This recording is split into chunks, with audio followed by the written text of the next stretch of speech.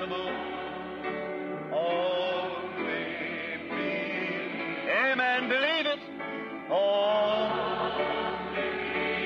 Amen. Only believe. All things are possible. Only. Once more, let's sing just a moment as we bow our heads. Our Heavenly Father, we thank Thee for Jesus Christ, His great promises that He's given to us. We thank Thee for all these things. Yes. We're under great expectations here in this city, among these fine Christians. We're expecting to see Him move among us, Yes. showing His presence, giving people faith, inspiring them to believe. That's our purpose of being here, Father. We know we can trust You. We won't be disappointed, for we asked it in His name. Amen. You may be seated. I was very happy this morning to have this breakfast with these fine group of ministers here in the city. And so I think the brethren taped it, if someone would want it, such a time of fellowship that we had. And now, tonight's our second night, getting right along on the way.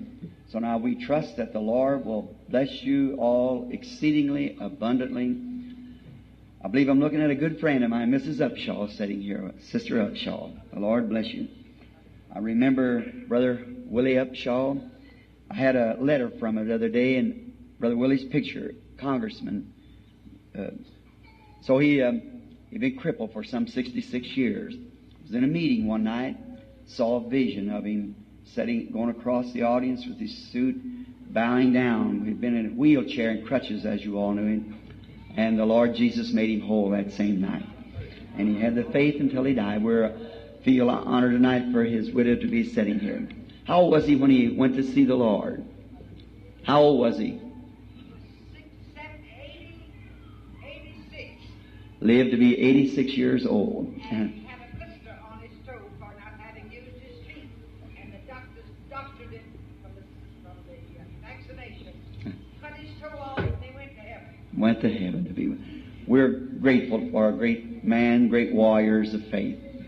Now, tonight, we don't want to keep you long. We kept you 10 minutes overtime last evening, 20 minutes until 10. We usually are out by 9:30. I'll try to make up for that tonight. I've changed from my prophetic messages. I've been preaching around different parts of the country to evangelistic services again. And on those prophetic messages, we would just keep it on and on.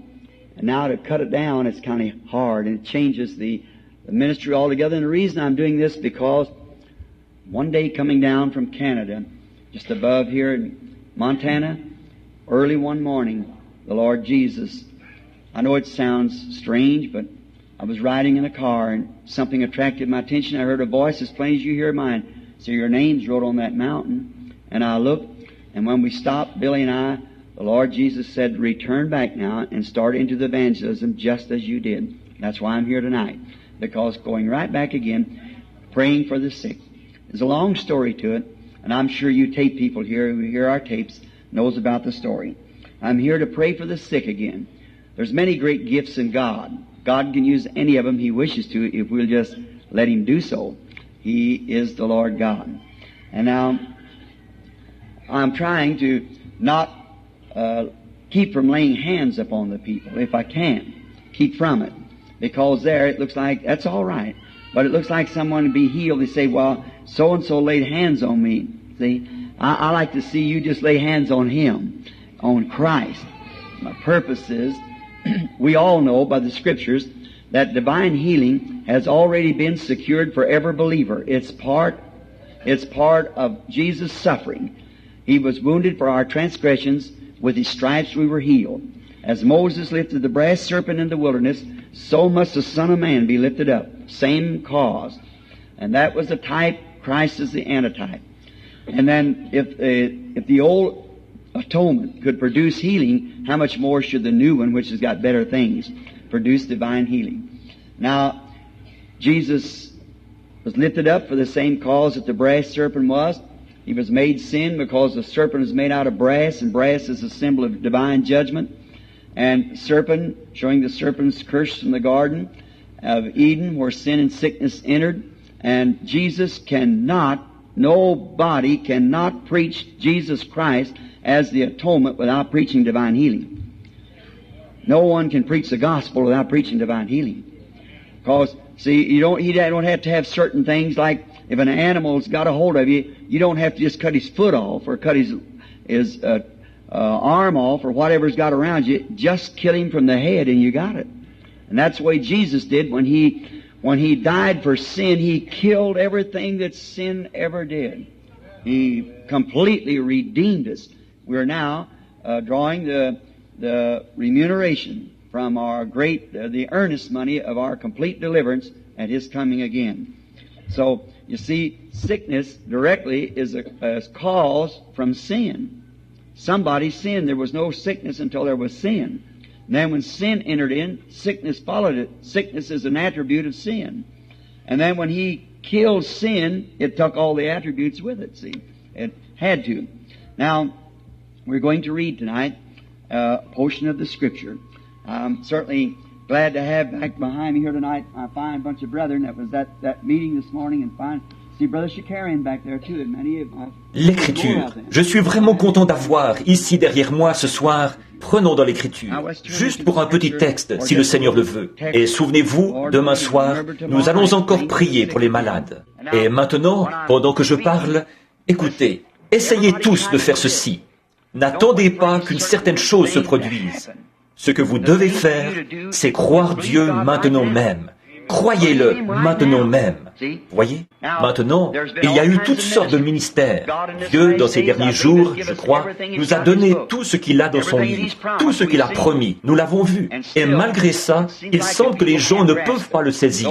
Ceux qui sont destinés à le saisiront. Uniquement ceux-là. Ça aveugle l'un, ouvre les yeux d'un autre. Souvenez-vous, nous croyons que Jésus-Christ est le même, hier, aujourd'hui et éternellement. Il n'est pas mort, mais il est vivant au siècle des siècles. Et il est ici ce soir. Nous sommes dans sa présence ce soir, et il est ici pour confirmer et pour accomplir toute promesse qu'il a faite pour aujourd'hui. Et il est le même, hier, aujourd'hui et éternellement. Donc, tout ce qu'il a été, il l'est ce soir. Alors croyons-le maintenant, alors que nous lisons sa parole et que nous parlerons de lui pendant les 15 ou 20 prochaines minutes. Genèse, chapitre 22, et les versets 7 et 8, pour me servir de texte. Alors Isaac, parlant à Abraham son père, dit « Mon père !» Il répondit « Me voici mon fils !» Isaac reprit « Voici le feu et le bois, mais où est l'agneau pour l'holocauste ?» Abraham répondit « Mon fils, Dieu se pourvoira lui-même de l'agneau pour l'holocauste. » Et ils marchèrent tous deux ensemble.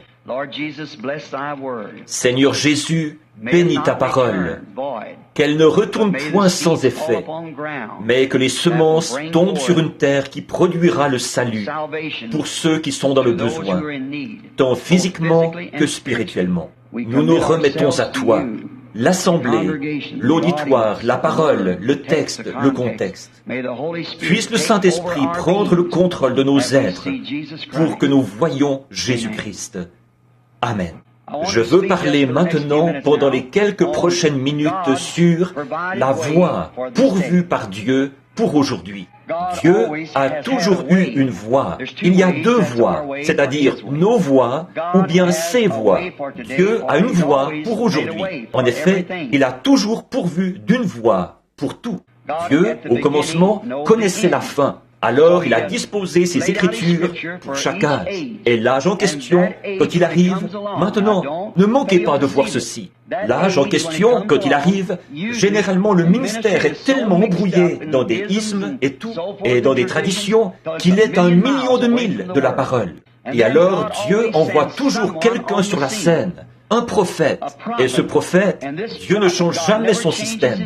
Il ne change jamais ses voies. Il agit toujours de la même manière. Il l'a toujours fait. Il doit le faire cette fois-ci. Et c'est par ce moyen que Dieu agit et confirme cette parole-là. Comme je vous le disais hier soir, c'est Dieu qui fait sa propre interprétation. Dieu n'a besoin de personne pour lui interpréter la parole. Il l'interprète lui-même en la confirmant, en la rendant réelle. Et quand Dieu dit qu'il fera une certaine chose et qu'ensuite il l'a fait, il n'y a plus aucun doute là-dessus. C'est sa manière de faire. Alors Dieu a pourvu d'une voie pour nous. Dieu aime ses enfants. Il aime son peuple. Il veut les aider. Il veut vous aider, plus que vous voulez vous-même être aidé. Si vous pouvez simplement faire entrer ça dans votre cœur, que Dieu est plus disposé à vous aider que vous êtes disposé à vous aider vous-même.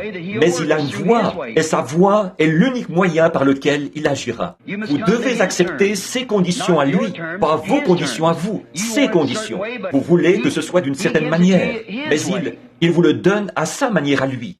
Comme Naaman, qui s'est plongé dans les eaux du Jourdain. Eh bien, il disait que les eaux là-bas dans son pays étaient bien plus propres, qu'elles valaient bien mieux. Mais ce n'était pas ce que le prophète avait dit. Plonge-toi ici. Il s'est plongé une fois. La lèpre était toujours là. 6 fois, elle était toujours là. Il devait obéir et suivre la voie de Dieu.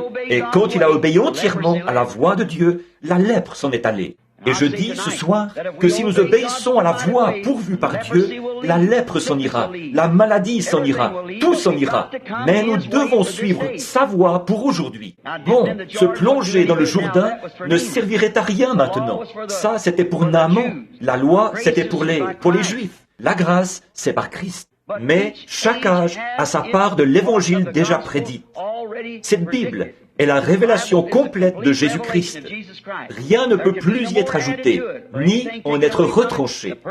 La personne qui le fait est maudite. Nous ne pouvons rien y ajouter, rien en retrancher. Nous devons regarder ici et voir ce qui est promis pour cet âge-ci. Et ensuite, le voir se produire. C'est Dieu qui interprète sa propre parole. Quand il y a été dit, une vierge concevra, elle a conçu. C'est ça qui en est l'interprétation de Dieu. Ce qu'il promet, c'est ce qu'il fait. Maintenant, nous voyons que Dieu ne change pas ses systèmes de faire les choses. Il fait toujours les choses de la même manière. Nous changeons constamment parce que nous sommes limités. Nous faisons toutes sortes d'erreurs et nous pouvons nous améliorer et devenir meilleurs. Mais Dieu est infini. Sa première décision reste tout le temps parfaite. Il ne peut pas devenir plus intelligent. Il est la source de toute sagesse. Il est toute la sagesse. Il est toute la puissance, omnipotent, omniprésent, omniscient et infini. Ainsi donc, quand il dit quelque chose, accrochez-vous-y de toute votre âme, parce que c'est vrai. Or, certaines églises disent, nous ne croyons pas à ceci, et nous croyons cela. Dieu ne jugera jamais le monde par une église. Il le juge par Jésus-Christ, et Jésus est la parole. Il jugera l'église par la parole. Et si ceci est la révélation de Jésus-Christ, pour tous les âges et pour cet âge-ci, il a révélé dans cette Bible ce qu'il ferait dans cet âge-ci. Et quand nous voyons cela se faire, quand nous le voyons faire ce qu'il a promis de faire, pas une naissance virginale, ça c'était il y a 2000 ans, mais ce qu'il a promis de faire aujourd'hui, ce qu'il a dit qu'il ferait aujourd'hui, c'est ça qu'il est aujourd'hui. Bien des fois, les gens disent, « Eh bien, je ne crois pas cela. » Eh bien, vous avez de nouveau là l'interprète d'Ève. Il n'en prend qu'une partie, mais il ne prend pas le tout. Donc, nous voulons nous rappeler que Dieu reste toujours le même. Sa parole, et ce qu'il dit, il le fera. Pour montrer qu'il ne change pas, dans Genèse 1, il a dit que chaque semence produise selon son espèce. Que chaque semence produise selon son espèce. C'est précisément là que nous touchons, précisément là, à quelque chose qui donne le coup fatal à tous les évolutionnistes. Vous ne pouvez pas faire se reproduire certaines choses. Prenez par exemple le cheval et l'ânesse. Croisez-les, vous aurez un mulet. Mais un mulet ne peut pas se reproduire à son tour et donner un autre mulet. Ça s'arrête là. Chaque semence selon son espèce. On peut faire un croisement, mais ça va tout de suite revenir à ce que c'était, ce qui montre que ça n'évolue pas comme ça. Non, monsieur, ça s'arrête là. Vous pouvez croiser l'épinard avec quelque chose d'autre pour produire un chou frisé, mais ça, vous ne pouvez pas le faire se reproduire à son tour. Non, monsieur.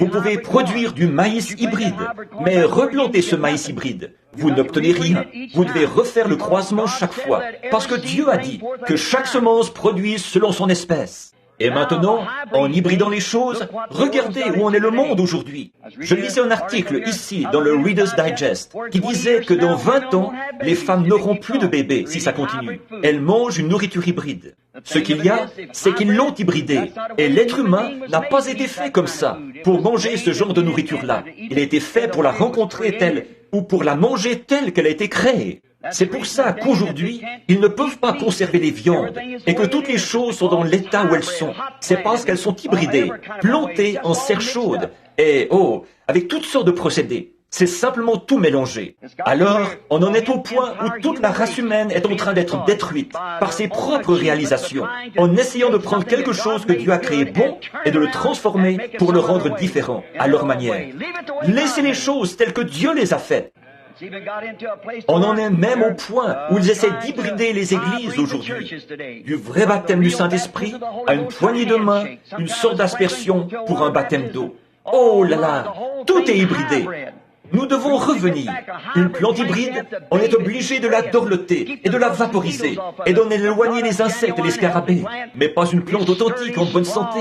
Elle est robuste, forte. Il n'y a aucun insecte qui vient sur elle. Elle a en elle ce qu'il faut pour se débarrasser de l'insecte. Et c'est comme ça qu'est un chrétien authentique. On n'a pas besoin de le dorloter et de le flatter et de lui dire ceci, cela ou autre chose. Il a quelque chose en lui, le baptême du Saint-Esprit, qui le débarrasse de tout le reste. On n'a pas besoin de le supplier tout le temps, parce qu'il est une plante authentique de Dieu.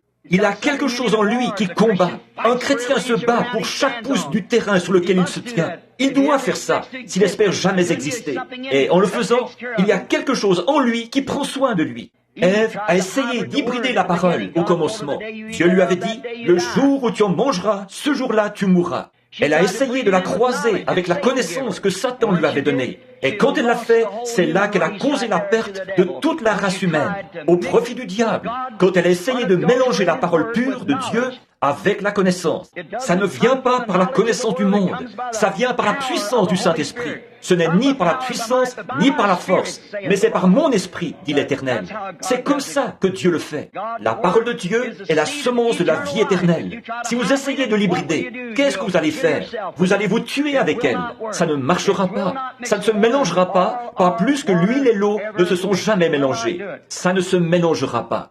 Ils n'ont jamais, quelle que soit leur voie, essayé de trouver quelque chose qui soit mieux que la voie de Dieu pour faire les choses. Vous savez, ils n'ont jamais trouvé un meilleur moyen pour un poussin de naître dans ce monde que de sortir de sa coquille à coups de bec. Saviez-vous ça? Ils n'ont jamais trouvé un meilleur moyen.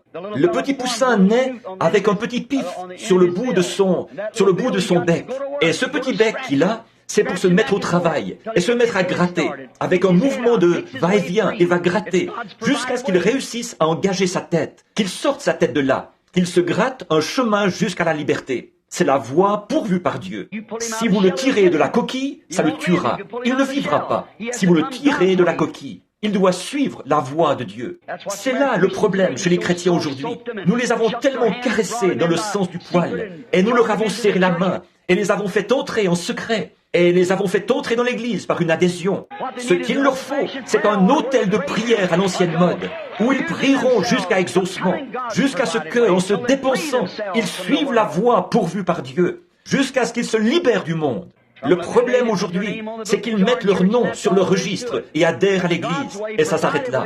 Mais la voie de Dieu, la voie pourvue, c'est de rester là et de vous frayer un passage jusqu'à ce que Dieu vous donne la nouvelle naissance. C'est tout à fait exact. Faites-le sortir et ça le tuera. C'est là le problème aujourd'hui chez les gens. Une nouvelle naissance.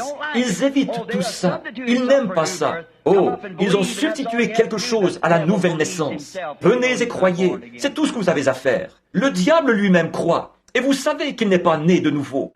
Il y a une nouvelle naissance. Il y a quelque chose qui va de pair avec ça. Quelque chose qui, pour le monde, semble inconvenant, de mauvais goût.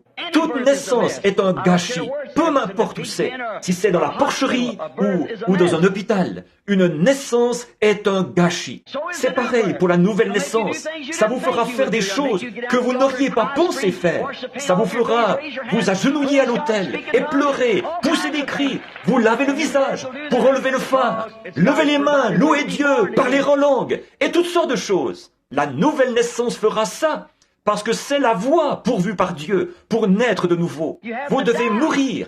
Vous devez mourir avant de pouvoir renaître. Toute semence doit mourir avant d'être régénérée de nouveau. Si elle ne meurt, elle reste seule. Il faut qu'un homme meure à sa propre pensée. Il faut qu'il meure à toute pensée autre que la parole de Dieu et qu'il suive sa voie à lui. C'est ça le terrain de Dieu. Nous ne le rencontrons pas en nous basant sur nos pensées. Nous le rencontrons en nous basant sur ce qu'il a dit de faire. C'est la voie pourvue par Dieu pour ça. Les gens l'évitent, ils n'en veulent pas, mais n'empêche que c'est vrai. Ça produit la mort et vous devez mourir à votre pensée. Eh bien, je sais que la Bible dit, mais je n'arrive pas à comprendre. Alors, restez là jusqu'à ce que Dieu le révèle. C'est exact, c'est ça la nouvelle naissance. Les canards et les oies, on n'a jamais trouvé un meilleur moyen pour eux de se diriger vers le sud que de se regrouper premièrement. Et c'est vrai. Vous les verrez tous se rassembler, et ils viendront d'eux-mêmes. Une sorte d'instinct les réunit, et ils se rassemblent et se regroupent avant de s'envoler, avant de se diriger vers le sud.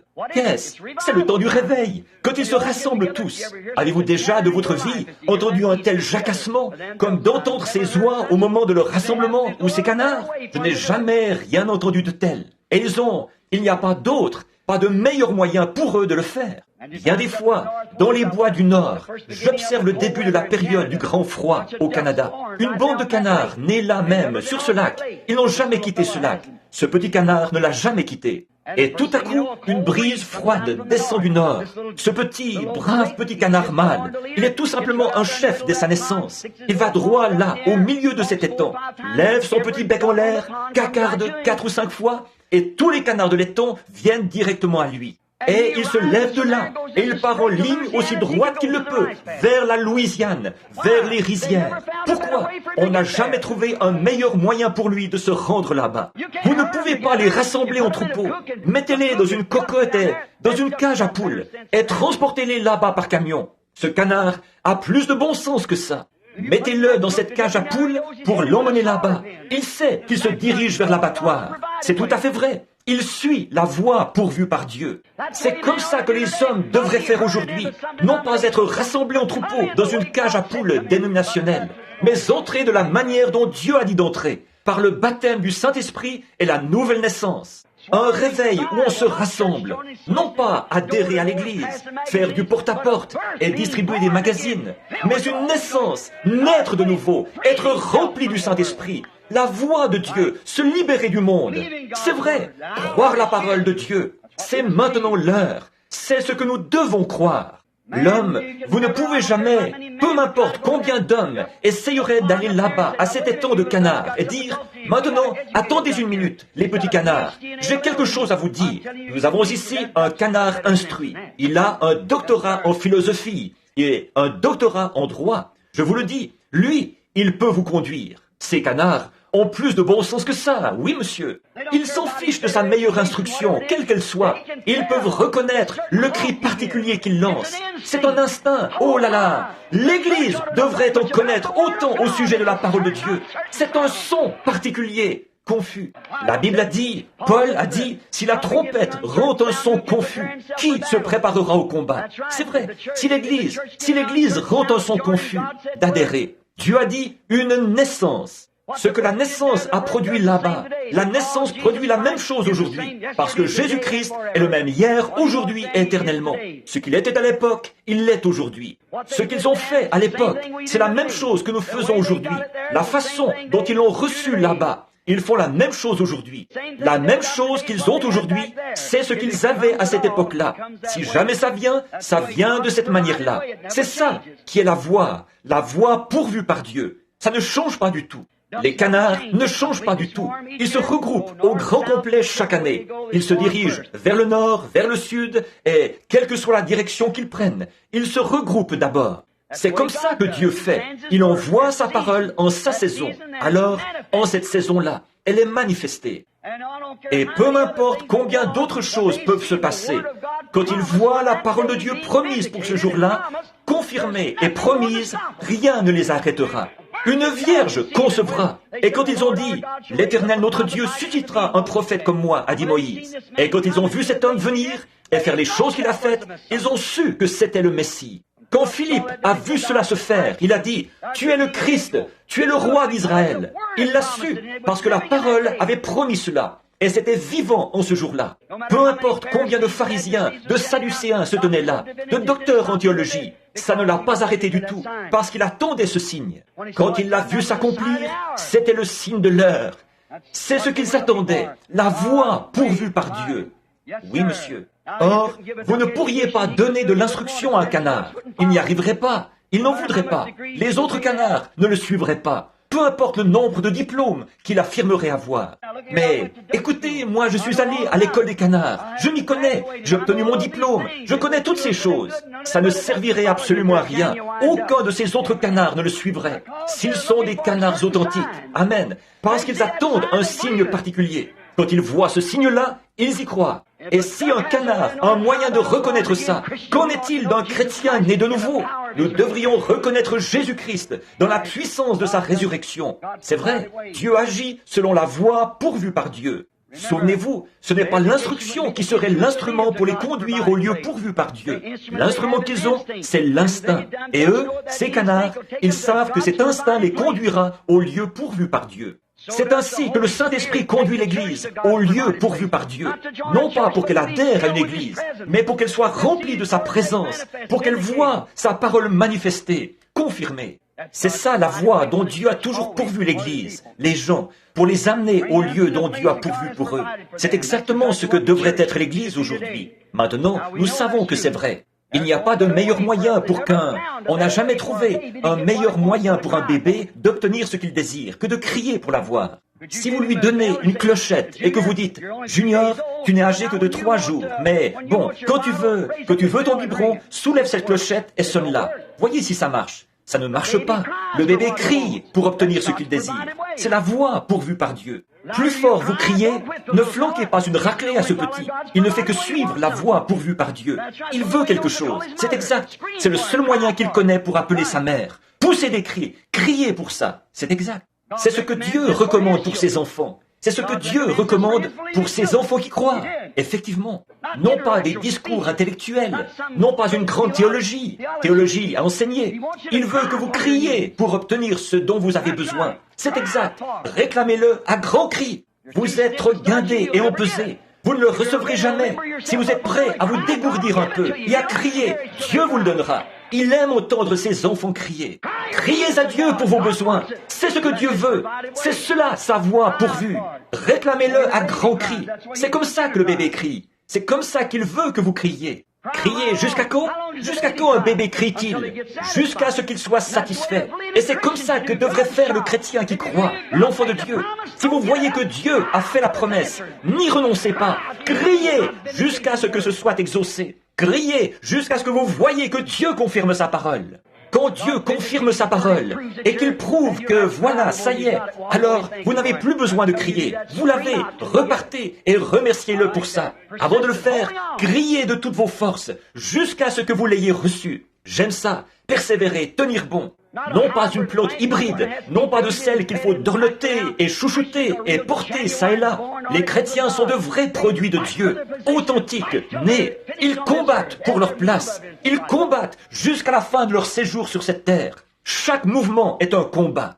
Dieu a dit à Moïse qu'il lui avait donné le pays. Il a dit à Josué, tout lieu que foulera le pied ou la plante de votre pied, je vous l'ai donné. Ils ont dû combattre pour chaque pouce de terrain. Et nous aussi, nous combattons pour chaque pouce de terrain. Ce n'est pas quelque chose qu'on doit dorloter et chouchouter, et ça et là, comme ça, et dire, eh bien, je vais vous emmener là-bas, vous verrez ce que vous en pensez. Donnez votre opinion. Ce n'est pas comme ça qu'il faut venir.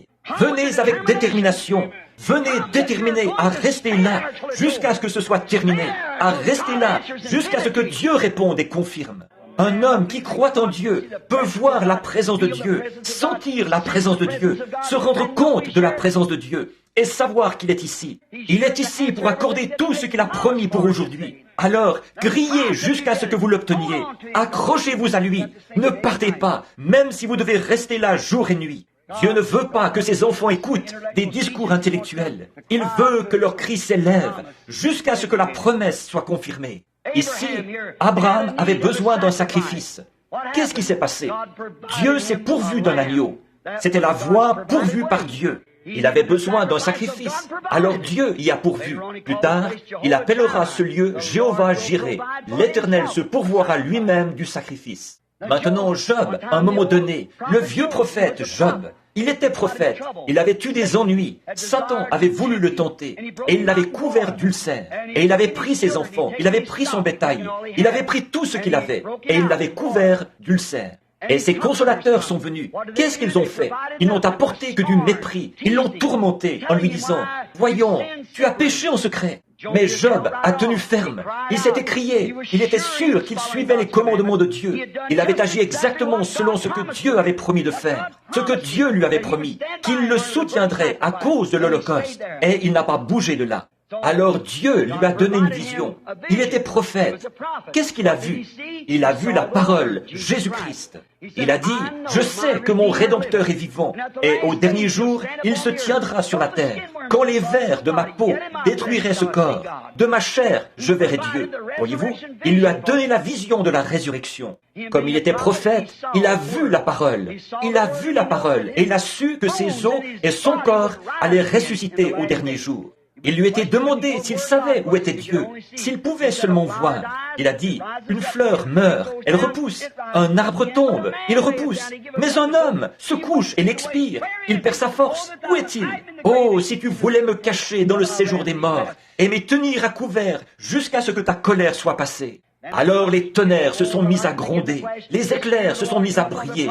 L'Esprit du Seigneur est venu sur le prophète, et il s'est levé, il a vu la venue du Seigneur, et il s'est écrié, « Je sais que mon Rédempteur est vivant, et qu'au dernier jour, il se tiendra sur la terre. Quand les vers de ma peau détruiraient ce corps, de ma chair, je verrai Dieu. Dieu a pourvu de la parole Jésus-Christ, et il a vu celui-ci, et l'a appelé son Rédempteur. » Israël avait besoin d'un moyen de sortir de l'Égypte, et Dieu leur a fourni un prophète qui a confirmé la parole qui avait été promise à Abraham. Exactement la voie pourvue par Dieu. Ils ne pouvaient pas entraîner un soldat, ils ne pouvaient pas faire ceci, ils ne pouvaient pas faire cela. La seule chose qu'ils ont faite, c'est d'attendre la voie pourvue par Dieu. Il avait annoncé, il avait dit qu'il ferait sortir ces gens au bout de 400 ans, que son peuple serait en esclavage, mais qu'il le ferait sortir par une main puissante, qu'il ferait paraître ses signes et ses prodiges, et recevrait la gloire dans cette nation. Le voici, cet homme qui arrive, alors qu'il criait et criait. Maintenant, souvenez-vous, tous ces cris n'allaient pas les délivrer, jusqu'à ce que le temps soit accompli. Ces choses que nous voyons aujourd'hui n'auraient pas pu se produire il y a 20 ans ou 40 ans. C'est aujourd'hui qu'elles se produisent. C'est maintenant l'heure. C'est maintenant le temps. Maintenant, c'est le temps où c'est accompli. Pourquoi? Dieu l'a promis et le voici. Il disait il y a 100 ans que le baptême du Saint-Esprit ne pouvait plus être. Il disait il y a 50 ans que le Saint-Esprit... Mais vous, les pentecôtistes, vous leur avez prouvé que c'était l'heure prévue par Dieu pour répandre le Saint-Esprit. Peu importe ce que disaient les méthodistes, les baptistes, les presbytériens, les luthériens, vous vous en êtes tenus strictement à la parole de Dieu. Et les hommes courageux sont allés là-bas et ils ont tenu bon jusqu'à ce que le baptême du Saint-Esprit vienne. Et ils ont parlé en langue et exalté Dieu. Personne ne peut vous dire le contraire. Dieu est son propre interprète. Vous l'avez. Vous ne pouvez peut-être pas l'expliquer, mais vous savez que vous l'avez reçu. Qui peut expliquer Dieu? Personne. Je ne peux pas vous dire comment Dieu fait pour montrer une vision, mais je sais que ça arrive. Je ne peux pas voir comment Dieu peut faire ces choses. Ce n'est pas à moi de l'expliquer. Il demeure seul. Il est Elohim, celui qui se suffit à lui-même. Je ne suis que son serviteur. Je sais qu'il l'a promis et je sais que c'est ici. Ça, c'est une chose que je sais.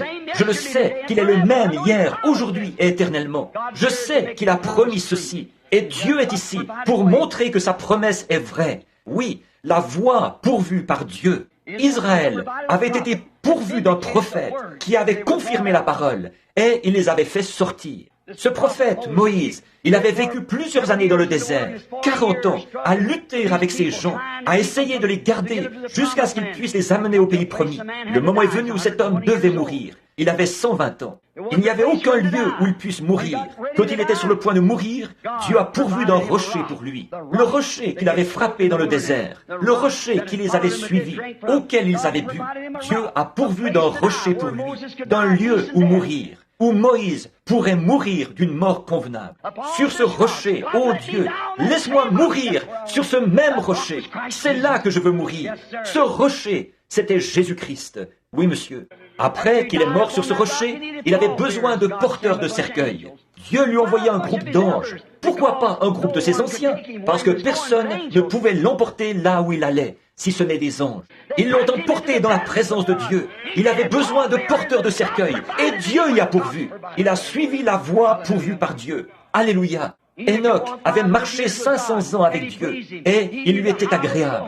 Il avait besoin d'une route par laquelle rentrer à la maison. Dieu y a pourvu. Élie avait maudit Jézabel à cause de son visage fardé et de la manière dont elle avait amené tout le peuple à agir. Et il était fatigué, épuisé, et il était tout près de rentrer à la maison.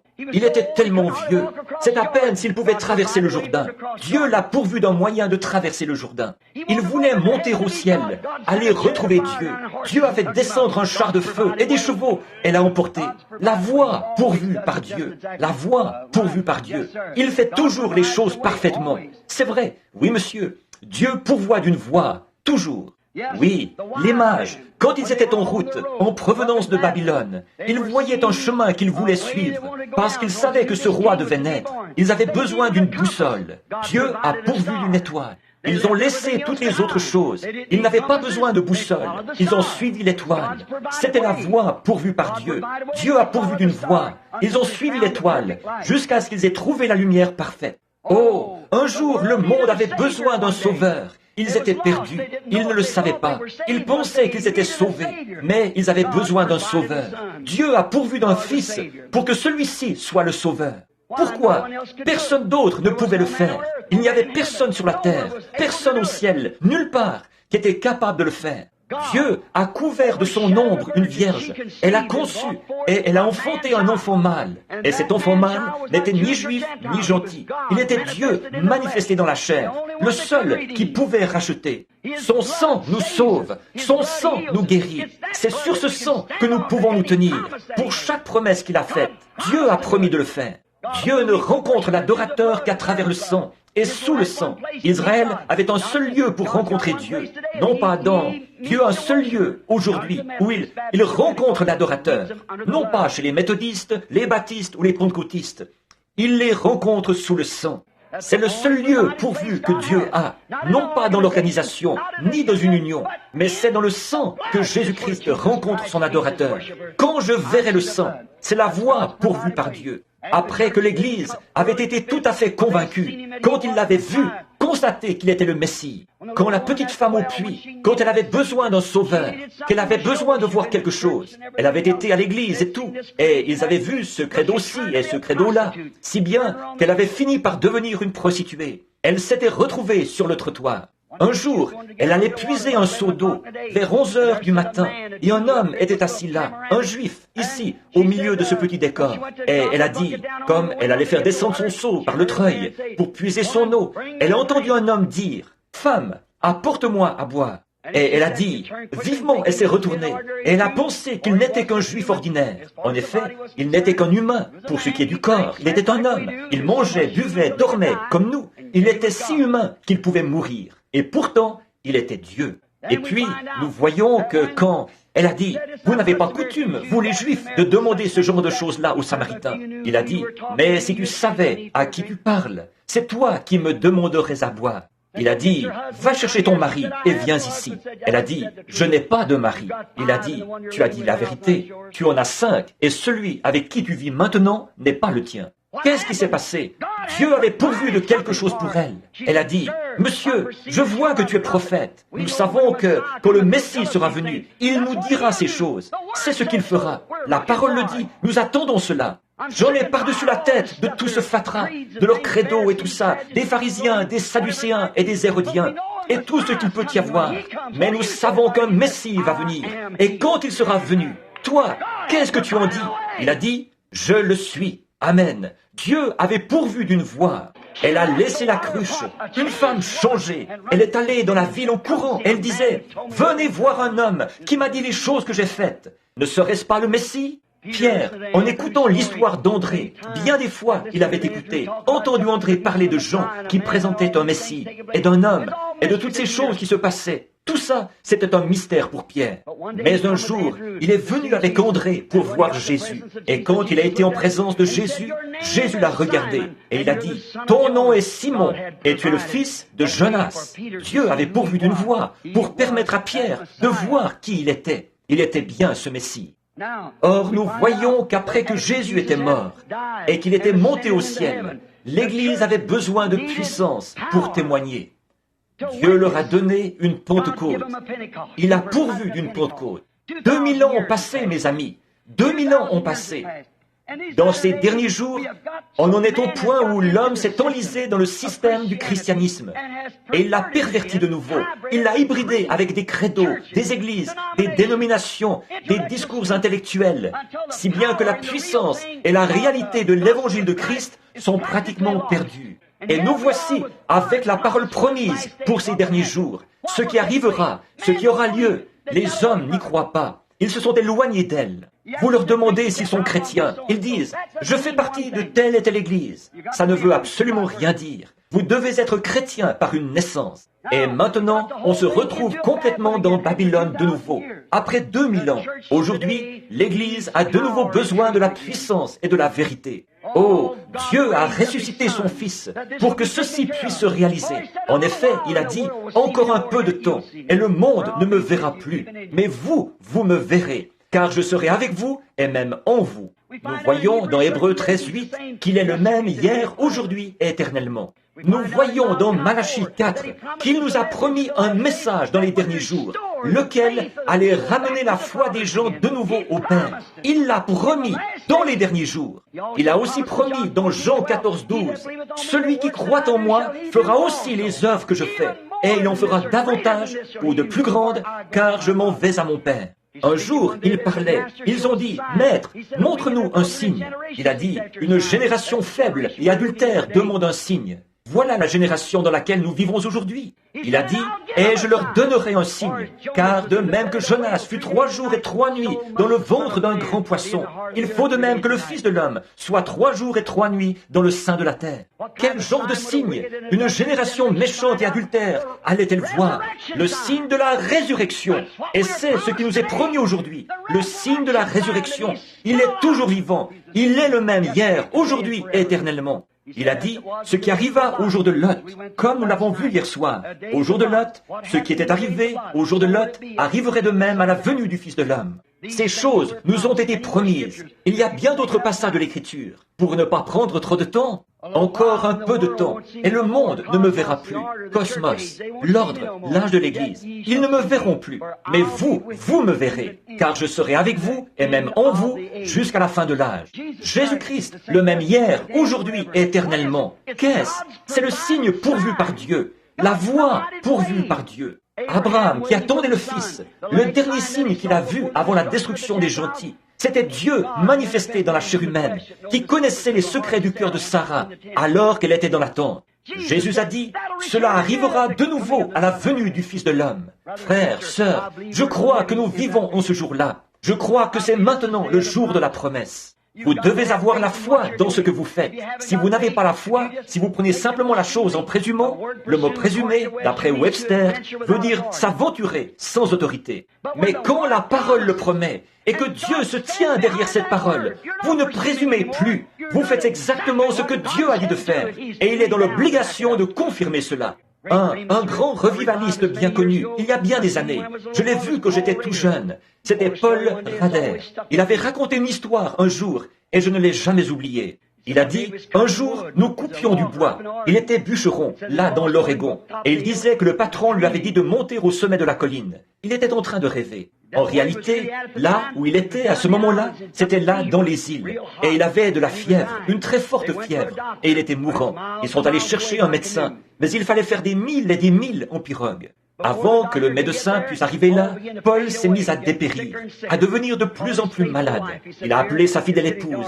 Il a dit, « Chérie, il commence à faire noir dans la chambre, plus noir, de plus en plus noir. » Et il est rentré dans le coma.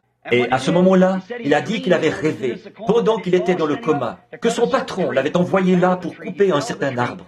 Il a trouvé l'arbre, il a abattu cet arbre, il a planté sa hache dedans, et il s'est penché pour le soulever. Il n'arrivait tout simplement pas à le soulever. Il a dit qu'il n'avait plus de force. Il n'arrivait tout simplement pas à le soulever. Il a dit, un arbre de cette grosseur-là, je peux le soulever, c'est sûr.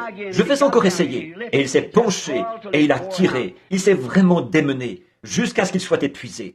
Il s'est assis, adossé à un arbre et il a dit, je ne sais vraiment pas ce que je vais faire. Le patron veut avoir cet arbre là-bas au camp et je suis trop faible pour l'apporter là-bas. Il a dit qu'il a entendu la voix la plus douce qu'il ait jamais entendue. C'était son patron qui parlait. Mais il a dit que quand il s'est retourné pour voir qui était son patron, c'était le Seigneur Jésus. Il a dit, Paul, pourquoi te démènes-tu comme ça? Pourquoi es-tu si agité? Tu vois cette eau qui coule là-bas? Il a dit, pourquoi ne bascules-tu pas simplement ce rondin dans la rivière et ne le chevauches-tu pas jusque là-bas? Chevauche-le jusqu'au camp. Il a sauté sur le rondin et il s'est lancé sur les vagues en criant à tue-tête, je chevauche dessus, je chevauche dessus. Frères, sœurs, Jésus-Christ a promis que ces choses arriveraient dans les derniers jours. Je crois que nous y vivons. Je crois qu'il est le même hier, aujourd'hui et éternellement. Je ne sais pas comment c'est arrivé, mais je chevauche cela. Je crois que c'est la vérité, parce que c'est l'Évangile, la voie pourvue par Dieu. Je crois que c'est le message de l'heure, du temps où nous vivons. C'est la voie pourvue par Dieu. Je chevauche cela. Montez vite avec moi, ne le voulez-vous pas, pendant que nous courbons la tête. Père Céleste, nous allons dans la gloire en chevauchant ta parole. Nous croyons que ta parole est la vérité. Ô Dieu, que chaque homme et chaque femme ce soir monte à bord de la parole. Et qu'ils se souviennent, tout au long du voyage, qu'ils peuvent confesser. Je chevauche la promesse de Dieu. Elle m'amènera tout droit dans la gloire. C'est la voie pourvue par Dieu pour moi aujourd'hui. Jésus-Christ, le même hier, aujourd'hui et éternellement. Tu as dit, encore un peu de temps, et le monde ne me verra plus, mais vous me verrez, car je serai avec vous et même en vous. Tu nous as promis, Seigneur, que nous te verrions. Les Grecs sont venus une fois et ils ont dit, « Messieurs, nous voudrions voir Jésus. » Et ce privilège leur a été accordé. Et ce soir, Seigneur, nous aussi, nous voulons te voir. C'est le désir de notre cœur. Personne ne peut jamais entendre parler de toi sans qu'il ne veuille te voir. Alors, s'il a été permis à ces Grecs de te voir, de même tu as pourvu d'une voie pour que nous te voyions. Tu pourvois toujours d'une voie, parce que tu es le même hier, aujourd'hui et éternellement. Un serviteur a amené ces Grecs en ta présence, et ils ont pu te voir. Accorde-nous le même privilège ce soir, Père. Puissions-nous, comme serviteurs, amener cet auditoire en ta présence, et puissions-nous voir Jésus ce soir, qui est le même, hier, aujourd'hui, éternellement. Accorde-le, Seigneur. Sauve les perdus, Seigneur. S'il y avait un homme, une femme, un garçon ou une fille, alors que nous voyons notre nation si polluée par des meurtriers et des assassins et des pervertis, de voir la corruption de la nation aujourd'hui, et de voir la corruption dans les églises, de les voir se diriger vers ce massacre œcuménique là-bas, parce qu'elles ne suivent pas la voie pourvue par Dieu, elles suivent la voie d'un credo, au lieu de venir par la parole. Ô Dieu, nous prions que de vrais chrétiens nés, authentiques, comme je l'ai illustré, en étant de vrais canards, qu'ils, mes brebis, entendent ma voix, elles ne suivront pas un étranger. Seigneur, ta voix, c'est la parole. C'est elle qui a toujours été la voix dont tu as pourvu, pour l'Église et pour les gens. Ta parole est la vérité, et tu es la parole. Et la Bible nous dit, la parole de Dieu est plus tranchante qu'une épée à deux tranchants. Elle discerne les pensées et les intentions du cœur. Israël, pourquoi n'ont-ils pas vu leur Messie, alors qu'ils voyaient qu'il était bien la parole, qu'ils pouvaient discerner les pensées qui étaient dans leur cœur? Pourquoi donc? Ils l'avaient compris par les prophètes, que les prophètes le pouvaient. Mais quand la plénitude de Dieu a pris forme dans son Fils, et qu'il a vécu parmi nous, alors là, ils n'ont pas vu ce qu'il en était, parce qu'ils étaient aveuglés. Seigneur, ceux qui ont les yeux ouverts ce soir, puissions-nous voir Jésus au milieu de nous. Puissent tous les malades être guéris. Puisse ceci régler la question, Seigneur, de sorte que plus jamais, à partir de cette heure, mais que tous croient que tu es le Messie. Ils suivent la voie de Dieu. Beaucoup d'entre eux sont ici, ce soir, mourants. Il y en a beaucoup ici ce soir, qui probablement ne seront pas ici dans une semaine, si tu ne leur viens pas en aide. Or, Père, tu n'es responsable que de ce que tu as promis, mais tu l'as effectivement promis, que nous te verrions. Tu as promis que ce que tu avais fait, nous le ferions aussi. C'est maintenant l'heure. Je l'ai confessé, je le crois. Je t'ai entendu le dire, ta parole le dit. Tu le confirmes, je sais que c'est vrai. Maintenant, que l'on sache, Seigneur, cela a été écrit. Maintenant, que cela se fasse pour la cause du royaume de Dieu. Amen. Je ne crois pas que nous allons appeler une ligne de prière. Je crois que je vais faire ça à partir d'ici même. Combien d'entre vous sont malades? Maintenant, est-ce que vous levez la main pour témoigner que vous êtes malade? Combien d'entre vous veulent témoigner? Même chose. Frère Branham, je ne suis pas vraiment sauvé. Voulez-vous lever la main? Priez pour moi. Que Dieu vous bénisse. Et vous, là, c'est bien. C'est que Dieu vous bénisse. Je ne suis pas sauvé. Maintenant, vous qui avez levé les mains et vous qui ne l'avez pas fait, mais frère Branham, vraiment, je veux être sauvé. C'est ce que j'ai à cœur. Je crois qu'il n'y a plus rien dans ce monde pour personne.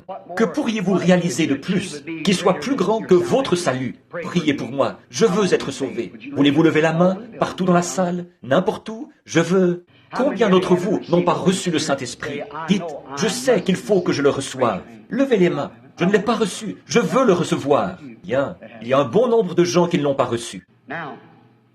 Maintenant, Christ tient sa parole. Et vous devez maintenir votre foi en lui. Il est la parole. Or, dans Hébreux chapitre 4, il est dit que la parole de Dieu, qui est Christ, Christ est la parole. Vous le savez tous. Dites Amen. Il est la parole, le même hier, aujourd'hui, éternellement. Ce qu'il était en Moïse, il l'était aussi en Élie. Ce qu'il était en Élie, il l'était en Jean.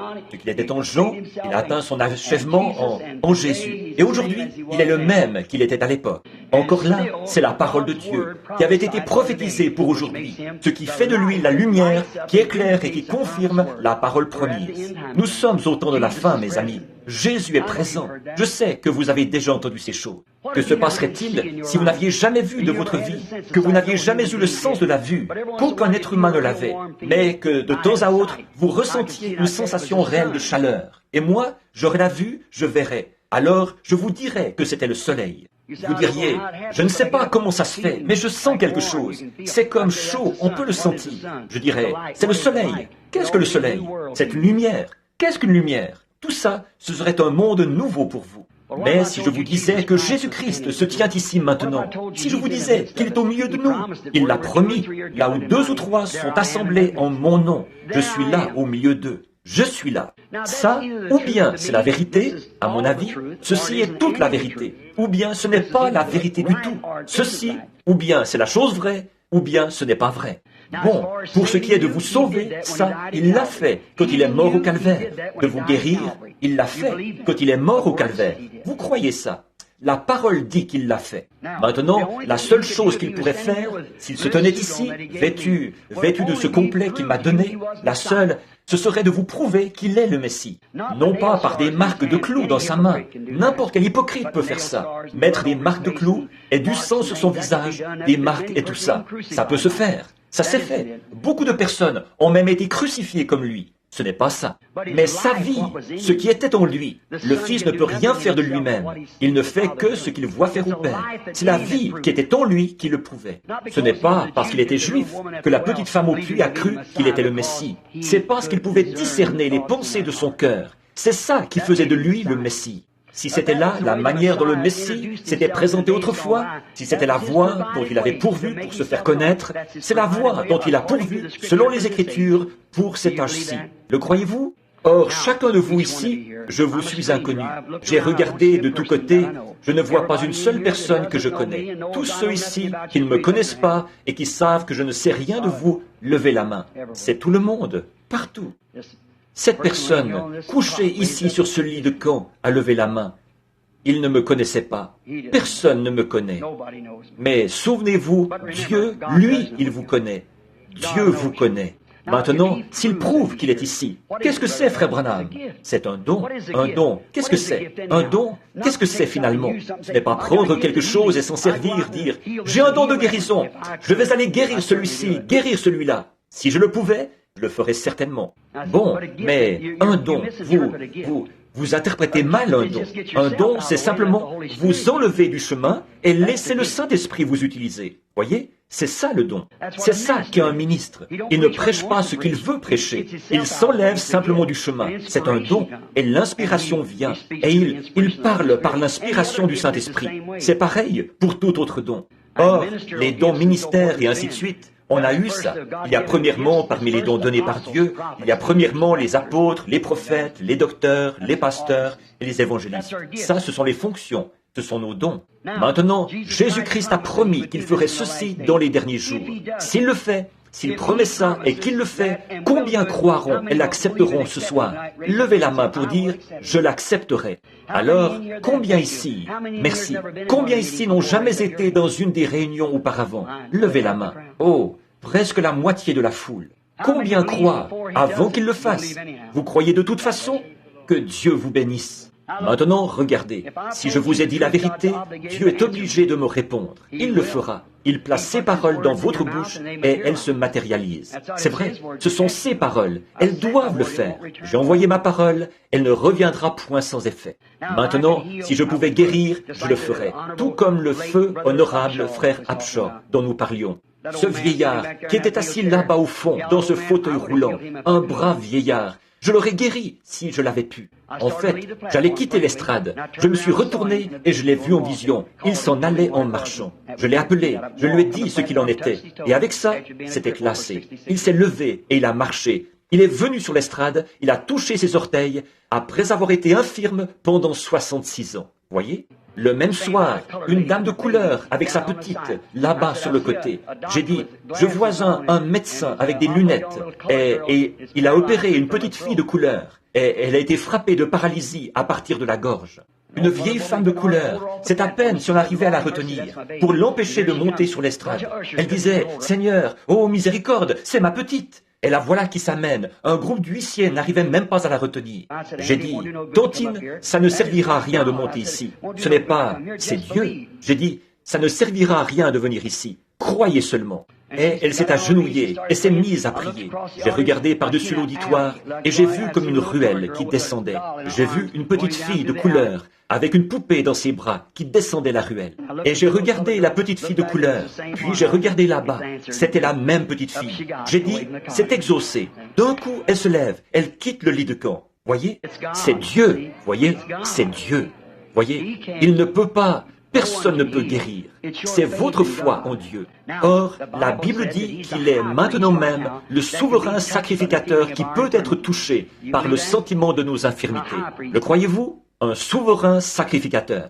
Maintenant, s'il est le souverain sacrificateur, comment agira-t-il? S'il est le même hier, aujourd'hui et éternellement, il agira de la même manière hier, aujourd'hui et éternellement. Maintenant, priez. Et alors laissez le Saint-Esprit.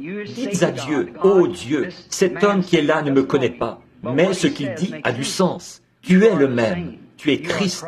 Je suis malade. J'ai besoin. Et si tu me permets, soit, si je n'ai pas la foi qu'il faut pour faire ça, permets que quelqu'un que je connais ait la foi, et que cela appelle, et permets que moi, ou que cette personne, touche le bord de ton vêtement dans la gloire.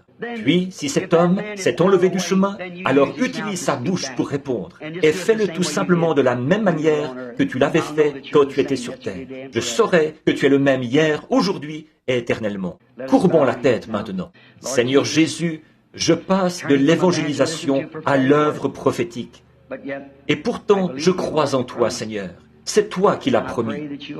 Et je te prie de l'accorder ce soir. Accorde-le. Exauce-moi. Quand cet auditoire repartira d'ici ce soir et que nous rentrerons à la maison, puissions-nous dire comme ceux qui revenaient d'Emmaüs, notre cœur ne brûlait-il pas au-dedans de nous alors qu'il nous parlait en chemin? Jésus était ressuscité des morts. Il ne le savait pas. Il lui parlait. Il ne le savait pas.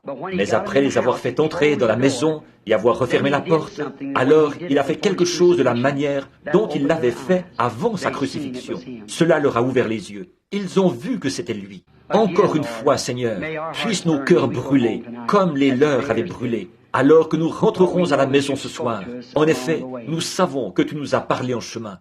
Ce soir, fais les choses que tu avais faites quand tu étais sur terre, car tu es le même hier, aujourd'hui, éternellement. Nous le demandons au nom de Jésus. Amen. Maintenant, soyez en prière et croyez simplement. Consacrons d'abord ce côté-ci. Où que vous soyez dans la salle, croyez en Dieu. J'aimerais que tout le monde soit vraiment respectueux. Restez assis, tranquille, priez. Ceci est totalement impossible. Je parlais ce matin au petit déjeuner des ministres d'un paradoxe. Un paradoxe est incroyable, quelque chose d'incroyable, mais pourtant vrai. Vous savez que le Saint-Esprit se tiendrait ici et dirait quelque chose dans cet auditoire à des gens que je ne connais pas. Ça ne pourrait être qu'un paradoxe. C'est quelque chose qui ne s'explique pas. Je ne sais pas s'il le fera. J'espère seulement qu'il le fera. J'ai confiance qu'il le fera. Maintenant, priez simplement et dites, Seigneur Jésus, je veux toucher ton vêtement et j'ai un besoin. Je te promets, Seigneur, que je te servirai toute ma vie. Dieu veut que vous vous repentiez. Si vous ne vous êtes pas repenti, repentez-vous. Dites, je veux me repentir, Seigneur. Je veux que tu me guérisses. Je veux que tu me bénisses. Guéris-moi maintenant, Seigneur. Je suis ton serviteur. As-tu distribué des cartes de prière aujourd'hui? J'allais juste demander à Billy sinon, j'aurais appelé une ligne de prière. Mais ils n'ont pas distribué de cartes de prière aujourd'hui. Restez simplement assis, respectueusement, croyez. Maintenant, au nom de Jésus-Christ, je prends tout esprit ici sous mon contrôle, pour la gloire de Dieu, pour que sa parole puisse se faire connaître, qu'au jour du jugement, nous n'ayons pas d'excuses. Maintenant, regardez par ici et alors croyez. Priez de tout votre cœur, simplement priez et humblement. Ne combattez pas cela. Détendez-vous simplement et dites, Seigneur, tu as fait la promesse, je crois en toi. C'est ce que je dois faire. Je sais qu'il est inutile que je vous le demande. Combien ont déjà vu cette lumière? Faites voir. Vous en avez déjà vu la photo. Faites voir votre main, ceux qui ont déjà vu la photo.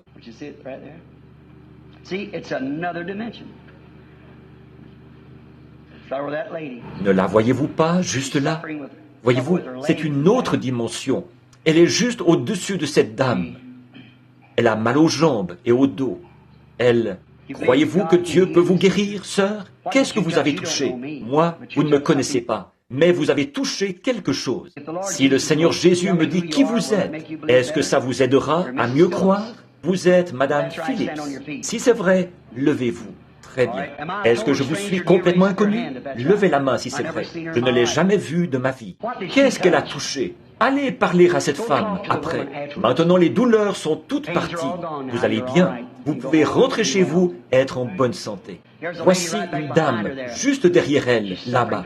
Elle souffre d'une dépression nerveuse. Oh Dieu, si elle ne... Son nom est Madame Starr.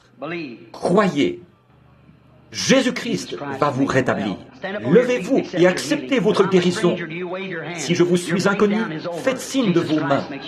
Votre dépression est terminée. Jésus-Christ vous rétablit. Qu'est-ce qu'il a promis? C'est ce qu'il a promis. Croyez-vous? Il y a une dame juste derrière elle, assise là. Elle est en train de prier. Elle est nerveuse. Elle a des complications. Elle veut cesser de fumer. Son nom est Madame Bordon. Levez-vous, Madame Bordon. La cigarette, pour vous, c'est terminé. Jésus-Christ vous rétablit. Je n'ai jamais vu cette femme de ma vie. Croyez-vous? Maintenant, vous savez que je ne peux pas faire ça. C'est Jésus-Christ. Qu'est-ce? La parole est plus vivante, plus efficace qu'une épée à deux tranchants. Elle discerne les pensées et les intentions du cœur. C'est la parole, Jésus-Christ, le même hier, aujourd'hui et éternellement. Ne pouvez-vous pas croire ça? Voici un homme assis ici qui souffre d'une hernie, de problèmes cardiaques. C'est exact. Je ne connais pas cet homme. Je ne l'ai jamais vu. Mais c'est un ministre. Monsieur le révérend Kinsey. C'est exact. Croyez-vous, monsieur? Levez-vous et recevez votre guérison. Jésus-Christ vous rétablit. Au fait, voulez-vous me rendre un service? Vu que vous êtes ministre, imposez les mains à votre femme. Elle a des problèmes avec ses reins, des problèmes avec son foie, une surcharge pondérale, des complications. Imposez-lui les mains. Ça va partir, si vous croyez. Dites, il y a un homme assis juste derrière vous. Il est recouvert de l'ombre de la mort. Il a le cancer. Cet homme souffre d'une tumeur, d'un cancer, de nervosité. Son nom est Monsieur Young. Croyez maintenant. Jésus-Christ vous rétablit. Le croyez-vous? L'acceptez-vous? Très bien, monsieur. Voici un homme couché ici sur ce lit de camp. Monsieur, je ne vous connais pas. Si je pouvais vous guérir, je le ferais. Je vous suis inconnu. Vous avez fait tout le trajet jusqu'ici. Vous avez fait l'effort de venir ici. Vous ne pouvez pas cacher ce qui ne va pas chez vous. Mais je ne peux pas vous guérir. Vous êtes venu ici avec votre femme. C'est elle qui est assise là, vêtue du manteau pêche. C'est exact. Très bien. Cet homme est recouvert de l'ombre de la mort. Il ne lui reste que peu de temps à vivre maintenant. Il a le cancer. Vous souffrez aussi, sœur. Croyez-vous que Dieu peut me dire de quoi vous souffrez? C'est votre mal de dos. C'est exact. Si c'est exact, levez-vous. Très bien. Recevez votre guérison. Croyez-le. Posez votre main sur votre mari. Croyez-vous que je suis son prophète, monsieur? Si vous restez étendu là, vous allez mourir, c'est sûr. Vous ne pouvez pas vivre, c'est tout. Les médecins vous ont abandonné. Le cancer vous a rongé. J'ai vu des cas plus graves que vous être guéris. Je ne peux pas vous guérir. Mais si vous l'acceptez seulement et que vous le croyez-vous? C'est votre seule et unique chance. Vos derniers moments sont en train de s'écouler. Le croyez-vous? Si oui, levez-vous de ce lit de camp. Levez-vous de là, au nom de Jésus-Christ. Tenez-vous sur vos pieds et soyez guéris. Repartez d'ici en glorifiant Dieu. Que quelqu'un lui tende la main. Là, aidez-le. Le voilà debout. Combien ici croient? Levez les mains. Levez-vous. Tous les autres qui veulent être guéris. Levez-vous au nom de Jésus-Christ. Levez les mains, louez Dieu, donnez-lui la louange et la gloire. Maintenant, remerciez le Seigneur pour votre guérison. Jésus-Christ, le même hier, aujourd'hui, éternellement. Frères, les médecins ont échoué. Ceci, c'est la voie pourvue par Dieu. Croyez-y. Combien veulent accepter la voie pourvue par Dieu?